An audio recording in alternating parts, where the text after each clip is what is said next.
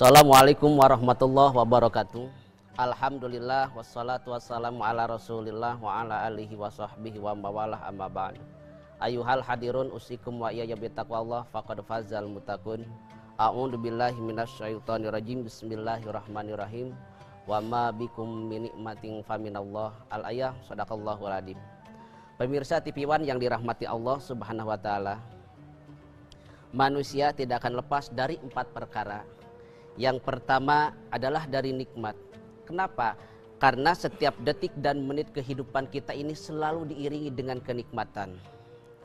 Hal contoh, kita diberikan mata itu dengan penglihatannya, sehingga kita bisa melihat keindahan dunia yang begitu eksotik. Coba kita lihat, terbitnya mentari di pagi hari, gunung tinggi menjulang ke angkasa berpayungkan awan, hamparan permadani laksana, keindahan dunia yang begitu indah, subhanallah. Nah, ini adalah kenikmatan yang telah Allah berikan kepada kita, sehingga kita kadang luput untuk mensyukurinya. Lalu bagaimana tuntunan dari nikmat tersebut? Yaitu kita harus mensyukuri kenikmatan Allah yang telah Allah berikan kepada kita. Allah berfirman dalam Al-Quran surat An-Nahl ayat 53, Bismillahirrahmanirrahim. Wa ma bikum min nikmatin faminallah. Sadaqallahul adzim. Dan segala nikmat yang ada dirimu itu semua dari Allah Subhanahu wa taala. Lalu dengan apa cara kita untuk mensyukurinya? Pertama, kita bersyukur dalam melihat, yaitu mensyukuri bahwa semua kenikmatan ini dari Allah Subhanahu wa taala. Jadi jangan berpikir bahwa kita mendapatkan kenikmatan ini bukan dari Allah. Nikmat apa yang kita dustakan dari Allah? Allah yang telah memberikan kita kesehatan, Allah yang memberikan kita segala sesuatu. Nikmat kecil dan nikmat besar Allah yang telah memberikannya. Kalau kita bayangkan, kita renungkan, mulai kita bangun, kita berkedip saja, kita tidak akan terhitung semua kenikmatan tersebut. Saking nikmatnya, ketika kita mendapatkan kotoran ke dalam mata, kita langsung diobati. Kenapa? Karena itu kenikmatan dari Allah. Malam yaskurinas lam yaskur kasiran. Bila kita tidak mensyukuri nikmat kecil, maka nikmat besar pun kita tidak akan syukuri.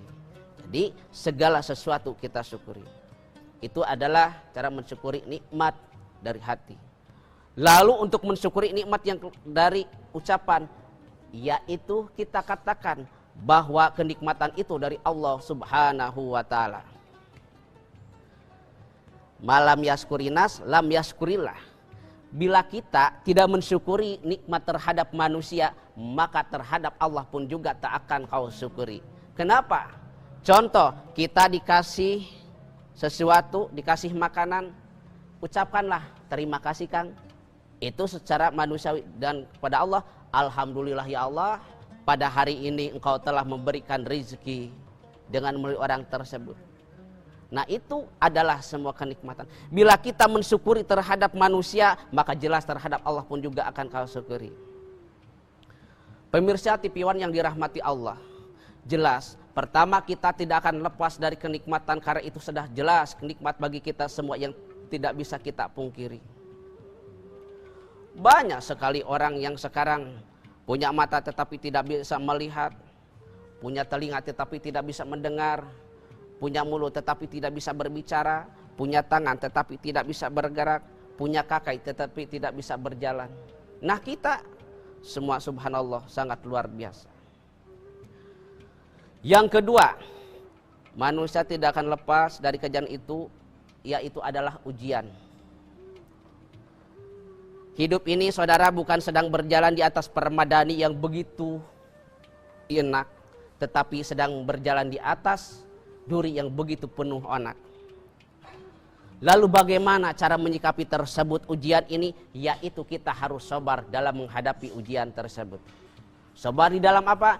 Pertama, sabar di dalam taat, dalam melaksanakan ibadah kepada Allah. Tidak semudah membalikan telapak tangan. Mengapa? Karena setiap kita beribadah, setiap kita perjuangan, ada rintangan yang perlu kita hadapi. Maka dari itu sabarlah dalam menghadapi segala sesuatu.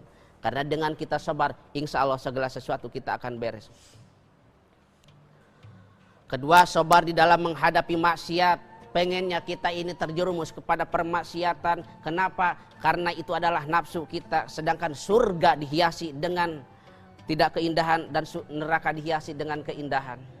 Al jannatu hufat bimakari wa naharu hufat bisahawat. Surga dihiasi dengan ketidakindahan, sedangkan neraka dihiasi dengan keindahan. Bahkan judi, remi, domino, jisong, mahyong, portiwan, kiu-kiu, itu adalah hiasan neraka. Dan ketiga, sabar dalam menghadapi ujian. Mengapa? Kalau kita tidak sabar dalam menghadapi ujian, banyak sekali orang yang bunuh diri. Akibat apa? Akibat orang tersebut tidak mampu dalam menghadapi ujiannya. Itu adalah orang yang sudah putus asa. Sedangkan kita sebagai orang yang beragama, mari kita tanamkan di dalam hati kita kesabaran agar kita selamat dunia dan akhirat. Hidup ini tidak semudah yang membalikan telapak tangan, karena kita ini manusia yang penuh banyak dengan rintangan. Yang ketiga, manusia tidak akan lepas dari ujian itu, yaitu dengan taat kepada Allah. Hayatul insan kuluha ibadah wa ta'ah. Intinya hidup manusia itu tujuannya ibadah dan taat kepada Allah Subhanahu wa taala. Mengapa? Karena kita ini hidup di dunia ini ditugaskan untuk beribadah kepada Allah Subhanahu wa taala. Di dalam melaksanakan ibadah tidak semudah membalikan telapak tangan, karena banyak ujian dan rintangan yang perlu kita hadapi. Kalau kita melihat Rasulullah SAW, beliau sampai diludahi, sampai dilempar-lempar, beliau selalu sabar. Kalau kita, apakah kita mampu? Mari belajar untuk sabar.